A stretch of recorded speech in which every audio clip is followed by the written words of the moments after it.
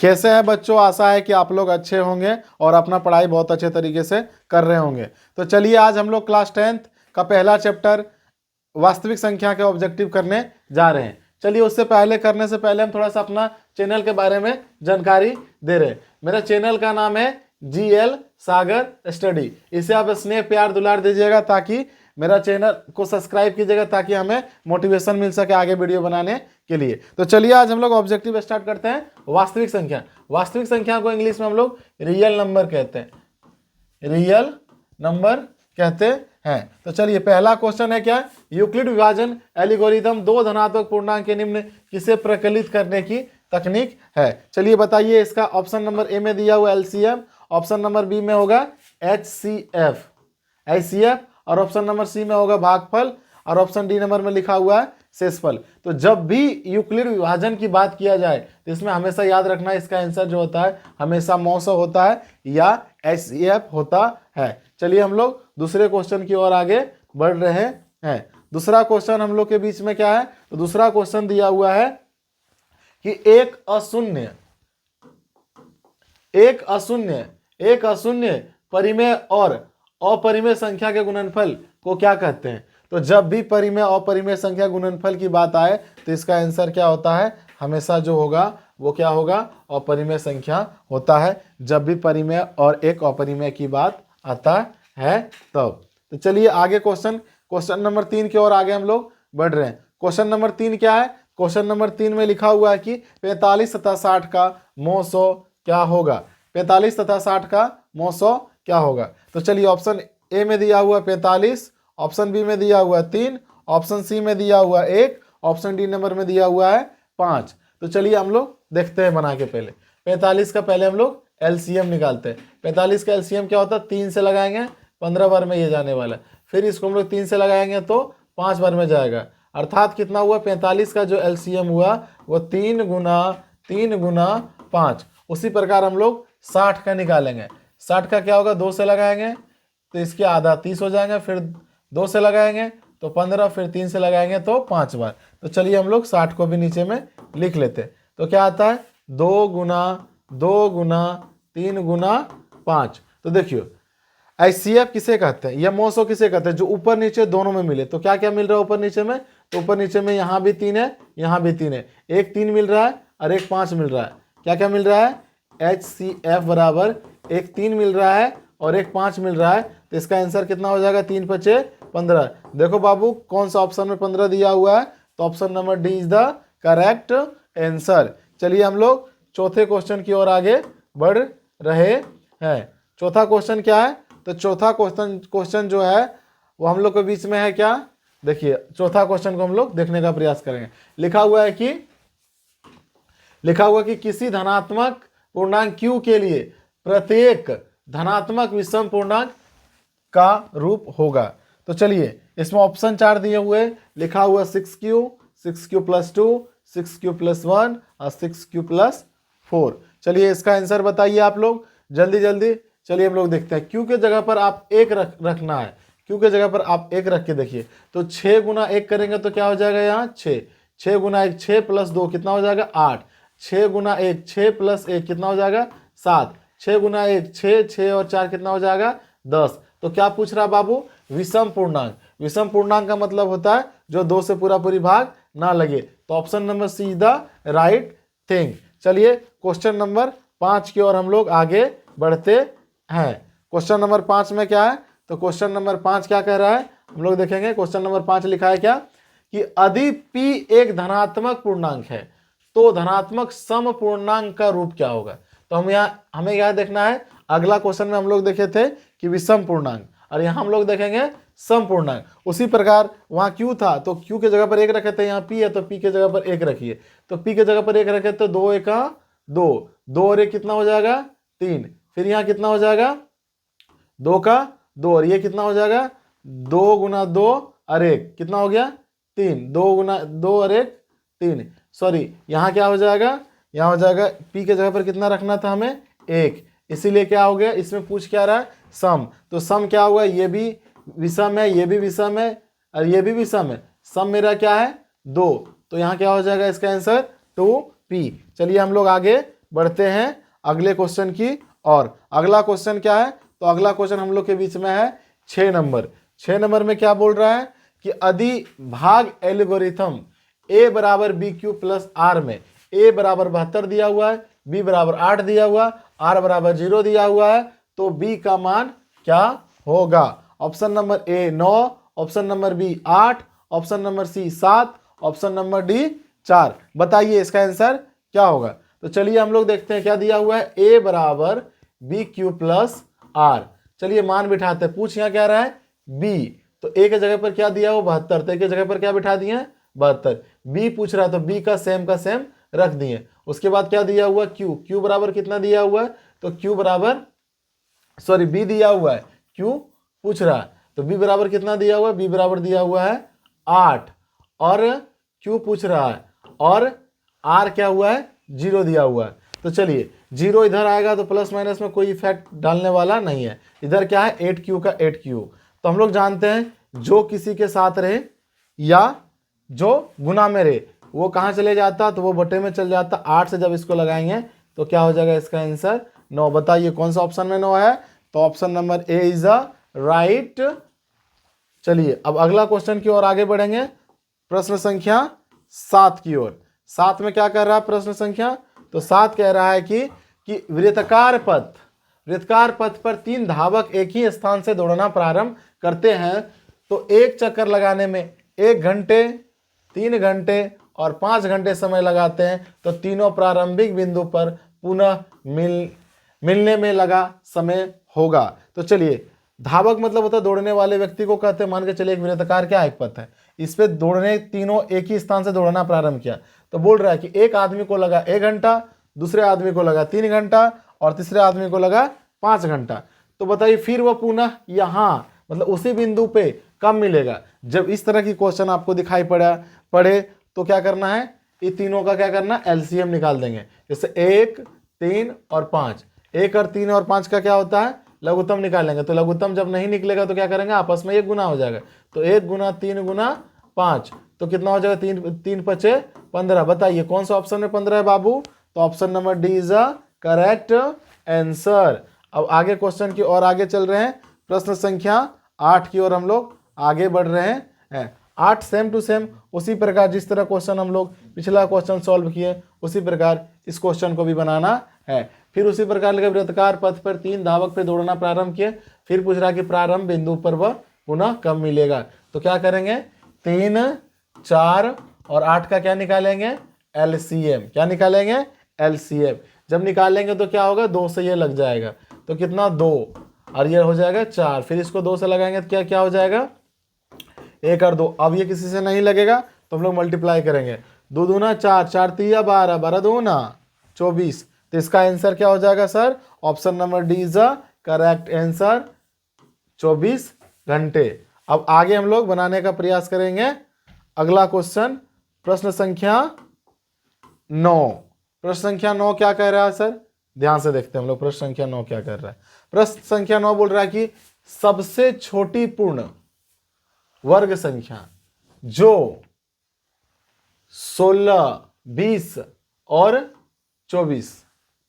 24 प्रत्येक से भाज्य हो वह कौन सी संख्या है। लिखा है सबसे छोटी पूर्ण वर्ग संख्या जो कि 16, 20 तथा 24 प्रत्येक से भाज्य हो। तो देखिए सबसे पहले हम लोग क्या करेंगे भाज्य जो सभी से लगे, तो क्या करना है इसमें भी एलसीएम ही निकालना है। तो एलसीएम में क्या हो जाएगा सर कि इसका एलसीएम निकालेंगे तो 8, इसका एलसीएम निकालेंगे तो कितना हो जाएगा 10, इसका हो जाएगा 12, फिर यहाँ से निकालेंगे तो कितना हो जाएगा 4, 5, 6, फिर हो जाएगा 2, 5, 3, कितना हो जाएगा 3 5 15, 15 30, 30 दूना 60, 60 दूना 120, 120 दूना 240। Option number A is the correct answer. अब आगे क्वेश्चन की ओर हम लोग बढ़ेंगे, प्रश्न संख्या 10 की ओर हम लोग देखते हैं। 10 क्या कह रहा है, बोल रहा है कि अधिप्रथम 13,009 लिखा हुआ है 13,986 अभाज्य संख्याओं का योग n हो तो n हमेशा भाज्य किससे होगा n संख्या का योग। तो इस तरह का प्रश्न जो अब आए अभाज्य संख्या, तो इसका आंसर क्या हो जाएगा, एक इज द राइट आंसर। आगे की ओर हम लोग पढ़ रहे अगले क्वेश्चन की ओर, प्रश्न संख्या आगे मिलेगा, सॉरी इसमें क्या दिया हुआ है देखते हैं। ऑप्शन एक लिखा कि यदि प्रथम 13,986 अभाज्य संख्याओं का योग 9 है तो n हमेशा होगा। तो n हमेशा क्या होगा, प्राकृतिक संख्या। तो n हमेशा भाज्य किससे होगा, यदि प्रथम 13,996 अभाज्य संख्याओं का योग अगर n होगा तो वो क्या होगा, वो किससे विभाजित होगा, तो वह इसका आंसर होगा कोई नहीं, सॉरी इसका आंसर जो होगा वो क्या होगा, कोई नहीं। अब आगे प्रश्न की ओर हम लोग आगे बढ़ रहे हैं। प्रश्न संख्या 11 की ओर हम लोग प्रस्थान कर रहे हैं। अब 11 नंबर में क्या कर रहा है सर, क्वेश्चन देखेंगे ध्यान से हम लोग। 11 नंबर में बोल रहा है कि √10 और √15 बराबर है। बताइए, ऑप्शन नंबर ए दिया हुआ 5 √6, ऑप्शन बी में दिया 6 √5, ऑप्शन सी में दिया √30 और ऑप्शन डी में दिया है √25। तो चलिए हम लोग देखेंगे क्या हो। सर √10 और 15 को गुना करेंगे तो रूट कितना होगा, 150। 150 का कैसे निकालेंगे, वर्गमूल नहीं जानते सर, एलसीएम जोड़ा में मिलेगा तो ठीक है। तो क्या करेंगे, इसका निकाले 75, फिर इसको लगाएंगे हम लोग 5 से, कितना बार में, 15 बार में, फिर इसको लगाएंगे 3 से, फिर लगाएंगे 5 से। तो क्या आया सर, मेरे पास 2 आया, 3 आया और 2 को 5 है, मतलब 2 को बदले क्या लिखेंगे, एक को बाहर निकल जाता तो, और जो डबल में नहीं मिलता वो अंदर में हो जाता, 2 और 3।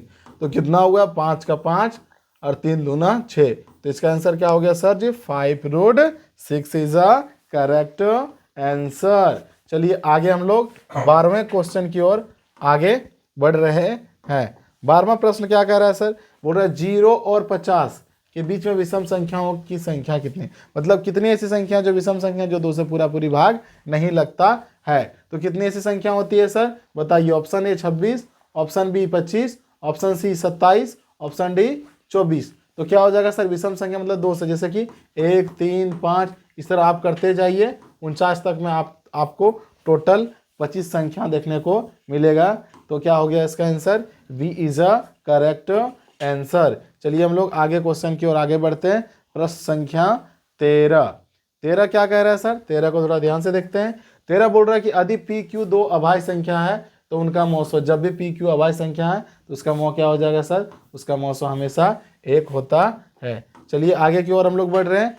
अगला क्वेश्चन क्या हम लोग के बीच में, तो अगला क्वेश्चन लिखा हुआ है कि सबसे छोटी अभाज्य और सबसे छोटी भाज्य संख्या का गुणनफल क्या होगा। तो हम लोग अगले क्लास में पढ़ चुके थे कि सबसे छोटी जो वो अभाज्य संख्या वो क्या होता है, तो सबसे छोटी अभाज्य संख्या 2 है और सबसे छोटी भाज्य संख्या 4 है। तो 2 और 4 कितना हो गया सर, 8। तो इसका option number C is the right, क्योंकि अभाज्य संख्या वह होती है जो एक और अपने से लगता है और भाज्य संख्या वह होता है जो एक और अपने के अलावा दूसरे से भी भाग लगता है। चलिए 15वें क्वेश्चन की ओर हम लोग आगे बढ़ रहे हैं। प्रश्न संख्या 15 में क्या कह रहा है सर, तो 15 में बोल रहा है क्या, 2 लगातार संख्या का मौसो या अथवा 2 लगातार विषम संख्या का मौसो। 4, 2, 0, 1 ऑप्शन में दिया। बताइए आप लोग इस क्वेश्चन को, इसका आंसर क्या होने वाला। तो चलिए इसका आंसर हम लोग देखते हैं। कोई भी 2 संख्या लगातार ले लीजिए सर, जैसे मान के 2 गुना 1 या 3 को लीजिएगा तो क्या हो जाएगा, 3 गुना 1, तो कुछ नहीं मिलेगा। उसका HCF हमेशा कितना होता है, जब भी लगातार संख्या की बात की जाए तो उसका कितना होता है, 1। चलिए हम लोग आगे प्रश्न की ओर आगे बढ़ते हैं। आगे प्रश्न संख्या 16 को हम लोग देखते हैं। प्रश्न संख्या 16 क्या कह रहे हैं, तो कह रहा है कि सबसे छोटी भाज्य और सबसे छोटी अभाज्य संख्या का मौसो। आगे क्वेश्चन में लॉ से पूछा था और इस संख्या में मौसो। तो चलिए क्या पूछा, मौसो मतलब जो ऊपर नीचे दोनों मिले वो क्या होता है, मौसो। और लिखा सबसे छोटी भाज्य तथा सबसे छोटी अभाज्य संख्या का मौसो कितना होने वाला है। तो कितना होगा सर, सबसे छोटी भाज्य संख्या का मौसो जो है वो कितना हो जाएगा, तो मौसो हो जाएगा सबसे छोटी संख्या का होता है, भाज्य में होता है 2 और ये होता है 4। तो पूछा है मौसो जो ऊपर नीचे दोनों मिले, तो ऊपर नीचे क्या मिल रहा है, इसका लिखेंगे 2 गुना 1 और इसका हो जाएगा 2 गुना 2 गुना 1। तो क्या मिल रहा है सर जी, 2 और 1। तो इसका आंसर क्या हो जाएगा, इसका आंसर हो जाएगा option number be the correct answer. चलिए हम लोग आगे क्वेश्चन की ओर आगे बढ़ रहे हैं। अगला क्वेश्चन नंबर 17 देखेंगे ध्यान से। 17 नंबर में क्या बोल रहा है प्रश्न, 17 नंबर में प्रश्न बोल रहा है निम्नलिखित में से कौन अभाज्य संख्या, अभाज्य संख्या जो एक और अपने से लगता है दूसरे से भागा नहीं लगता है। 15 तो नहीं है सर, 1 से भी लगता है, 3 से भी लगता है, 5 से भी लगता है और 15 से भी लगता है।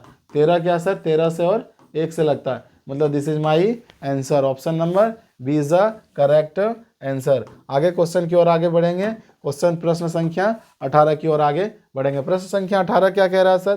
प्रश्न संख्या 18 क्या कह रहा है? तो प्रश्न संख्या 18 बोल रहा है 5005 का कितने अभाज्यघन गुणनखंड होंगे। तो चलिए अभाज्यघन गुणनखंड का क्या करेंगे हम लोग?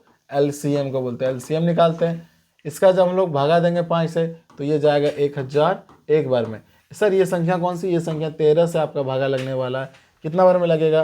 तो ये आप भागा दीजिएगा 13 से। 1001 को 13 से, तो 13 सत्ते 91 बचेगा 9, फिर 13 सत्ते 91, तो इसका आंसर क्या हो जाएगा सर? 77 आएगा यहाँ। फिर ये 11 से लगेगा, फिर 7, तो कितने होंगे? 1 2 3 4। तो option number B is the correct answer. चलिए आगे क्वेश्चन की ओर आगे बढ़ते हैं। प्रश्न संख्या 19 प्रश्न संख्या 19 की ओर हम लोग आगे बढ़ रहे हैं।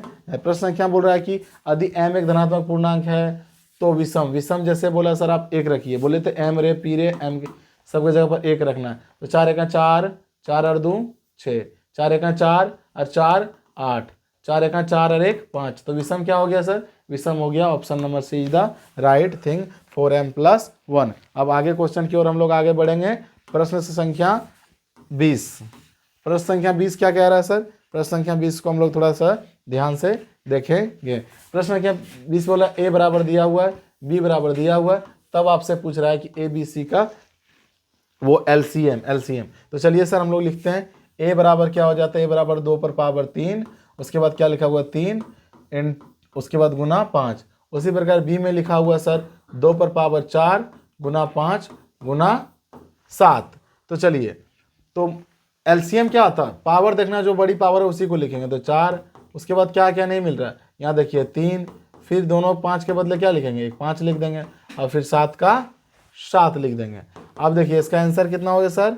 तो 2 को लिखेंगे 4 बार, कितना 2 दूना 4, 4 दूना 8, 8 दूना 16, 16 तिया 32, 32 पंचे होता है। थोड़ा सा देख लेते हैं हम लोग। 32 पंचे जो होता है 5 दूना 10, 5 तिया 15, 116, 160, 160 को करेंगे 7 से गुना तो आएगा 1120। 1120 कौन सा ऑप्शन में है? Option number C is the right thing. अब आगे हम लोग बढ़ते हैं प्रश्न संख्या 21 की ओर। प्रश्न संख्या 21 को हम लोग देखेंगे आगे। प्रश्न संख्या 21 क्या बोल रहा है? बोल रहा है कि 8 पर पावर 0 गुना 2 पर पावर 0 बराबर क्या होता है? सर किसी पर भी पावर 0 हो तो उसका मान कितना होता है? 1। तो मान के चलिए इसका मान 1 हो गया और इसका भी मान 1 हो गया, तो 1 और 1 कितना हो जाता है? इसका आंसर 1, जो कि कौन सा ऑप्शन में दिया हुआ है? तो option number B is the correct answer. चलिए हम लोग 22वां प्रश्न की ओर देखते हैं। सभाज्य संख्या का महोत्सव क्या होगा? This is the VBI question, क्योंकि अधिकतर ये क्वेश्चन पूछते रहता है। तो चलिए बताइए सभाज्य संख्या का महोत्सव कितना होता है sir? Option number A 2, option number B 1, option number C 3, option number D कोई नहीं। चलिए बताइए इस क्वेश्चन को आप लोग। तो चलिए हम बता रहे हैं, इस क्वेश्चन का आंसर क्या हो जाएगा? Option number B is the right thing. सभाज्य संख्या का जो HCF होता है वो हमेशा कितना होता है सर? हमेशा 1 होता है। चलिए अब हम लोग 23वां नंबर क्वेश्चन की ओर आगे बढ़ रहे हैं। 23वां नंबर क्वेश्चन क्या है सर? तो बोल रहा है कि महत्तम समावर्तय PQ और लघुत्तम समावर्तय PQ के बराबर होता है। जैसे लघुत्तम की बात कर दिया, इसका आंसर हो जाएगा P × Q। चलिए आगे प्रश्न की ओर हम लोग आगे बढ़ेंगे। आगे प्रश्न क्या है सर? तो आगे जो प्रश्न है वो प्रश्न संख्या 24 है। और 24 में क्या कह रहा है सर? थोड़ा सा इसको हम लोग ध्यान से देखेंगे। प्रश्न संख्या 24 बोल रहा है क्या? निम्नलिखित में से कौन यौगिक? यौगिक का मतलब होता है सर, यौगिक का मतलब होता है भाज्य संख्या। यौगिक का ही दूसरा नाम क्या है सर? इसको हम लोग भाज्य बोलते हैं। क्या बोलते हैं सर? भाज्य। भाज्य मतलब जिसका कम से कम 3 गुणनखंड हो, एक से भी लगे, अपने से लगे, बाकी बात तीसरे से भी लगे। 11 एक और अपने से लग रहा है, 21 हाँ सर 1 से भी लग रहा है, 3 से भी लग रहा है, और 7 से भी लग रहा है, और 21 से। तो यह एक ऐसी संख्या है जो क्या है? यौगिक संख्या है, अर्थात भाज्य संख्या है। चलिए हम लोग आगे प्रश्न की ओर बढ़ेंगे। प्रश्न संख्या 25 में क्या बोल रहा है? A बराबर दिया हुआ है, और B बराबर दिया हुआ है, और C बराबर दिया हुआ है। तो आपका देखो, और LCM भी ऑलरेडी आपका दिया हुआ है, तो n बराबर देखना है। सर लिखते हैं पहले। A बराबर क्या दिया मेरे पास? A बराबर दिया 2 पर पावर 3 गुना 3। B बराबर क्या दिया सर? 2 गुना 3 पर पावर 2। और C बराबर क्या दिया हुआ? 3n × 5। हमेशा हम लोग बड़े पावर को लेते हैं। तो देखिए 2 पर पावर कितना है सर? तो 2 पर पावर जो है, 2 पर पावर कितना है? 3, एलसीएम की बात हो रहा है, ABC का यहाँ होगा एलसीएम पूछ रहा है। तो क्या होगा 2 पर पावर 3, 2 पर, लेकिन पूछ क्या रहा है हम पे, पूछ रहा है कि n, और n कहाँ है 3 पर। तो देखें 3 पर सबसे बड़ा पावर एलसीएम में क्या है, तो 3 पर पावर है 2। तो यहाँ आंसर इसका क्या हो जाएगा, option number C is the correct answer. अब आगे हम लोग बढ़ते हैं प्रश्न संख्या 26 की और। प्रश्न संख्या 26 क्या कह रहा है, ध्यान से हम लोग देखेंगे। जिस तरह हम लोग पहले बनाए सेम उसी प्रकार यहाँ क्या पूछ रहा है, विषम पूर्णांक, मतलब क्यू की जगह पर क्या लेंगे सर, 1 लेना है। तो 8 एका 8 और 1 9, 8 एका 8 और 4 12, 8 एका 8 और 3 11, 8 एका 8 और 7 15। तो सम, इसमें विषम कौन नहीं है, तो सर ये विषम, ये सम है, ये विषम नहीं है। तो option number B is the correct answer. आगे क्वेश्चन की ओर हम लोग बढ़ते हैं। प्रश्न संख्या जो है वो आगे 27, प्रश्न संख्या 27 में क्या कह रहा है सर, ध्यान से देखिएगा। 27 में बोल रहा है क्या कि 140 है, उसका लिखा हुआ है कि बराबर 2 पर पावर मतलब x दिया हुआ गुना 5 पर पावर y गुना 7 पावर z और x y z, मतलब कि घातों को क्या करना है सर, जोड़ना। यहाँ क्या होगा सर, प्लस है, घातों को क्या करना है सर, जोड़ना है। तो चलिए 140 का हम लोग पहले एलसीएम निकालते हैं। पहले आप लोग इस क्वेश्चन को आंसर देने का प्रयास कीजिए, हम बना रहे हैं। 140 का कितना हो जाएगा, 140 का हो जाएगा 70, फिर लगाएंगे कितना जाएगा 35, फिर लगाएंगे 5 से 5 7 35। तो चलिए 2 कितना बार आया, 2 बार, 5 कितना बार आया, 1 बार, और 7 कितने बार आया सर, 1 बार। तो चलिए बताइए पावर ऊपर में कितना हो गया सर, 2 1 और 1। तो यहाँ कर देंगे 2 1 और 1, इसका कितना हो गया 2 1 3 और 1 4। तो इसका आंसर क्या हो जाएगा, option number B is the correct answer. चलिए प्रश्न संख्या 28 की ओर हम लोग चलते हैं। प्रश्न संख्या 28 में क्या कह रहा है सर, प्रथम 10 विषम संख्याओं का क्या निकालना है सर, माध्य। विषम संख्या वैसी संख्या जो 2 से पूरा भाग नहीं लगता है। तो चलिए हम लोग स्टार्ट करते हैं। 10 संख्या बोला, 1 3 5 7 9 11 13 15 17 19, लगभग 10 संख्या हो गया। गिन लीजिए 1 2 3 4 5 6 7 8 9 10। और कितना से भागा देना माध्य निकालने के लिए सर, 10 से। कितना माध्य निकालने के लिए क्या करेंगे, 10 से भागा देंगे। 28 नंबर का प्रश्न हम लोग देखने का प्रयास करने वाले हैं। 28 नंबर का प्रश्न क्या है सर जी, प्रथम 10 विषम संख्या का माध्य निकालना है। तो चलिए माध्य प्रथम 10 विषम संख्या के लिए इसको आप जोड़िएगा। तो जोड़ने के बाद आपका आएगा 100 और 100 नीचे में कितना 10। जब इसको आप भागा दीजिएगा तो आपके पास इसका आंसर कितना आने वाला है, ऑप्शन नंबर बी। कितना आएगा सर, 10 आने वाला है। चलिए आगे क्वेश्चन की ओर बढ़ते हैं। आगे क्वेश्चन क्या लिखा, प्रश्न संख्या 29। प्रश्न संख्या 29 में क्या है सर, प्रश्न संख्या 29 में दिया होगा निम्न में से कौन परिमेय संख्या है। परिमेय संख्या मतलब जिसका पूरी वर्गमूल निकल, पहला ऑप्शन चेक करते हैं, इसका निकल गया, मतलब दिस इज माई, यही क्या है परिमेय संख्या को इंग्लिश में क्या बोलते हैं, रेशनल नंबर। क्या बोलते हैं सर, रेशनल नंबर। चलिए आगे क्वेश्चन की ओर हम लोग आगे बढ़ रहे हैं। आगे क्वेश्चन क्या दिया है सर, कि 2 परिमेय संख्या के बीच की कितनी परिमेय संख्या होती है, तो 2 परिमेय संख्या के बीच हमेशा जो है वो अनंत परिमेय संख्या होती है। कितनी होती है, अनंत परिमेय संख्या होती है। चलिए आगे क्वेश्चन की ओर बढ़ते हैं। प्रश्न संख्या 31 की ओर।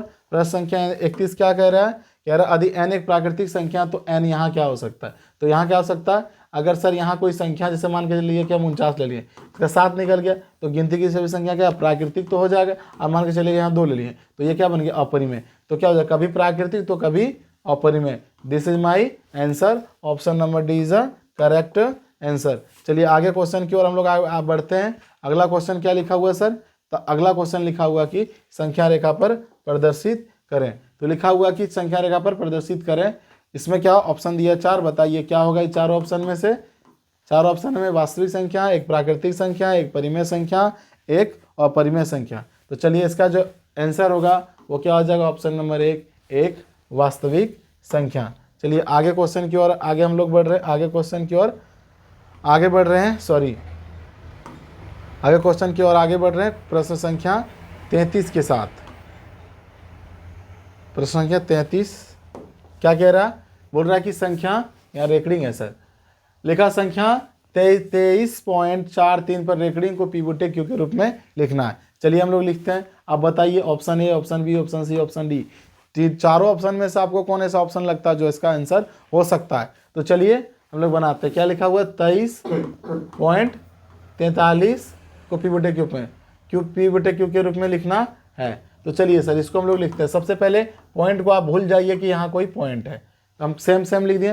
पॉइंट के बाद जितने अंक होते उतने 9 लगा दिए जाते, लगा दिए सर। जिस पे नहीं रेकरिंग रहता है, ये जैसे 23 को क्या करते हैं, घटा दिया जाता है। तो इसका आंसर क्या हो जाएगा, 2320/99। देखिए अब ये कौन सा ऑप्शन में मिलता है, 2320/99। Option number A is a correct answer. चलिए आगे हम लोग 34 नंबर प्रश्न में पहुंचते हैं। 34 नंबर में बोल रहा है कि 2 तथा 2.5 के बीच में कौन एक अपरिमेय संख्या। √11 का जो है सर मान के 3 से 3 या 9, तो मतलब 3 से अबव होगा सब, लेकिन √5 जो है वो क्या है, 2 तथा 2.5 के बीच में एक अपरिमेय संख्या है। चलिए अगले प्रश्न की ओर चलते हैं हम लोग। प्रश्न संख्या 35 को देखने का काम करेंगे। प्रश्न संख्या 35 क्या कह रहा है सर, ध्यान से देखिएगा। प्रश्न संख्या 35 बोल रहा है कि निम्न में से कौन एक अपरिमेय संख्या है। अपरिमेय संख्या नहीं है, अपरिमेय नहीं है इसका मतलब वह परिमेय होगा। देखिए सर ये रूट में यही होगा, √64/81। तो 64 का 8 निकल जाएगा, 81 का 9 निकल जाएगा। दिस इज माई परिमेय, मतलब जो पिवोट एक्यू के रूप में लिख सकते। इसमें बोल रहा है अपरिमेय नहीं है, ध्यान दीजिएगा इस बात को। और this is the important question, क्या है कि π/3 क्या है, याद रखिएगा। पाई के साथ कुछ भी रहे, π/2 रहे, π/3 रहे, कोई भी रहे, वह क्या संख्या होती है, तो पाई हमेशा जो होती है वो कौन संख्या होती है, अपरिमेय संख्या होती है। लेकिन हम लोग पढ़ते हैं पाई का मान कितना होता है, 22/7। लेकिन अगर 22/7 लिखा हुआ मिल जाए तो समझ लीजिएगा यह क्या है, परिमेय, क्योंकि इसे हम पिवोट एक्यू के रूप में लिख सकते हैं। ये क्या है, तो यह एक परिमेय संख्या है। चलिए आगे प्रश्न की ओर, प्रश्न संख्या 37 की ओर हम लोग आगे बढ़ रहे हैं। प्रश्न संख्या 37 क्या है सर, तो 37 प्रश्न संख्या कह रही है क्या, देखते हैं। लिखा हुआ निम्नलिखित में से कौन परिमेय संख्या, बताओ परिमेय संख्या कौन है सर। ये तो अपरिमेय सर, √7 का नहीं निकलेगा। ये हो 10, और 10 का क्या निकलता है, 100 का वर्गमूल 10। तो 10 और 10 कितना हो गया, 20। तो 20 ये क्या है, तो यही मेरा क्या है, परिमेय संख्या है। चलिए प्रश्न संख्या 38 को ध्यान में देखते हैं कि प्रश्न संख्या 38 क्या कह रहा है। दो अपरिमेय संख्या जैसे कि 3 + √5, 3 - √5 का गुणनफल है 1। अब क्या है सर, परिमेय है, बताइए। अपरिमेय है, ए और बी दोनों है, या इनमें से कोई नहीं है। चलिए इस प्रश्न को आप लोग बताइए। चलिए अब मैं बताता हूँ इस प्रश्न को। जैसे मान के चलिए क्या हुआ, एक फार्मूला आप लोग पढ़े होंगे, a + b × a - b = a² - b²। इसको आप अच्छे तरह से पढ़े होंगे। उसी प्रकार ये क्या, ab × a - b, तो क्या होगा फॉर्मूला, a² मतलब 3 का स्क्वायर - b² मतलब √5 का स्क्वायर। a का स्क्वायर कितना हो गया 9, और √5 का स्क्वायर निकालेंगे तो कितना आ जाएगा 5, क्योंकि इसका वर्गमूल 25 हो जाएगा, और 25 का फिर वर्गमूल निकालेंगे तो 5। तो ये क्या होगा, 9 में 5 गया 4। तो यह क्या हो गया सर जी, this is my option number 1 is a correct. अब आगे बढ़ रहे प्रश्न संख्या 39 की और। प्रश्न संख्या 39 क्या कह रहा है सर, ध्यान से देखते हैं। प्रश्न संख्या 39 बोल रहा है क्या, बोल रहा है कि दो अपरिमेय संख्या जिसे लिखा हुआ 3 + √6 और 3 - √6, इसको आपस में गुना कीजिएगा, इसका पूरा पूरी वर्गमूल नहीं निकलेगा, तो ये कौन संख्या कहलाएगी, तो ये संख्या कहलाएगी अपरिमेय संख्या। चलिए आगे क्वेश्चन की ओर हम लोग बढ़ते हैं, प्रश्न संख्या 40 की ओर। 40 में क्या कह रहा है सर, तो 40 को ध्यान से देखते हैं कि एक परिमेय संख्या और एक अपरिमेय संख्या की गुणनफल क्या होता है, तो एक परिमेय रहेगा और एक अपरिमेय रहेगा, तो इसका आंसर क्या हो जाएगा सर, जैसे अपरिमेय को देखिएगा, परिमेय अपरिमेय के साथ, तो वो क्या बना देता है, अपरिमेय। चलिए आगे प्रश्न की ओर बढ़ेंगे। प्रश्न संख्या 41। प्रश्न संख्या 41 में क्या बोल रहा है सर कि 11/25 का दशमलव प्रसार में लिखना है, 11/25। तो चलिए सर 11 और 25, तो चलिए 25 तो बड़ा है, 11 छोटा है, तो क्या पढ़ेंगे, यहाँ 0 लगा के पॉइंट लगाएंगे, तो यहाँ एक 0 बिठा सकते हैं। तो चलिए 25 से इसको लगाएंगे, कितना नंबर में जाएगा, 25 से चौका 100, कितना जाएगा 25 चौका 100। तो ये 0 से 0 और 1 में 0 गया 1, ये कट गया, तो इस पे 0 बिठा सकते हैं, और फिर लगाएंगे 4 बार में, तो ये क्या होगा, पूरा पूरी मेरा कट सकता है। तो दिस इज माई आंसर। कौन सा ऑप्शन में है बाबू, तो option number C is a correct answer. चलिए आगे प्रश्न की ओर बढ़ेंगे, प्रश्न संख्या 42 की ओर। प्रश्न संख्या हम लोग 42 की ओर आगे बढ़ेंगे। 42 में क्या कह रहा है सर, इसका दशमलव प्रसार क्या है, शांत है, शांत होगा, और यहाँ अशांत होगा। शांत है या अशांत है, आवृत्ति या कोई नहीं, तो चलिए लिखा क्या है, 23/3, मतलब 3 को दिया तो क्या लिख सकते हैं, 3 पर पावर 3 गुना 5 पर पावर 2। और हम लोग पढ़ चुके हैं शांत और शांत में कि जिसका हर इसको ऊपर वाले को बोलते हैं अंश और नीचे वाले को बोलते हैं हर।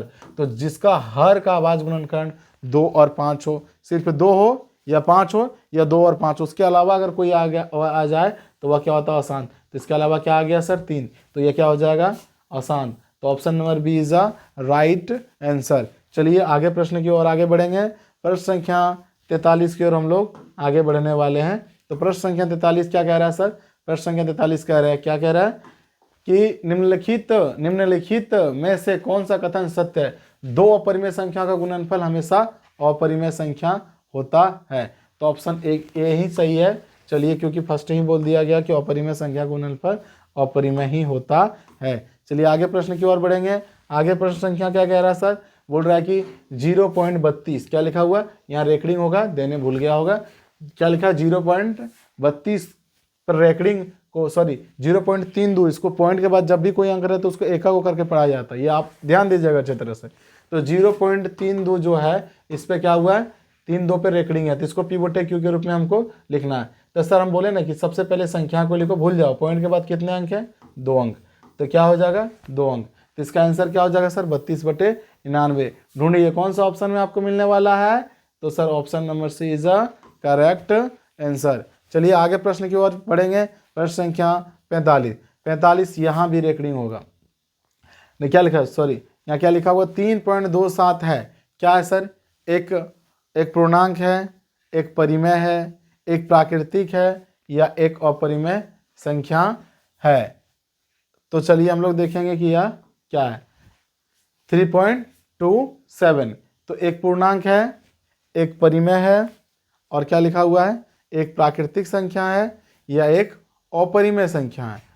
तो चलिए हम लोग देखेंगे कि इसका कि परिमेय है या अपरिमेय। रेकडिंग है तो एक पूर्णांक, एक परिमेय संख्या है, एक प्राकृतिक संख्या है और एक अपरिमेय संख्या है।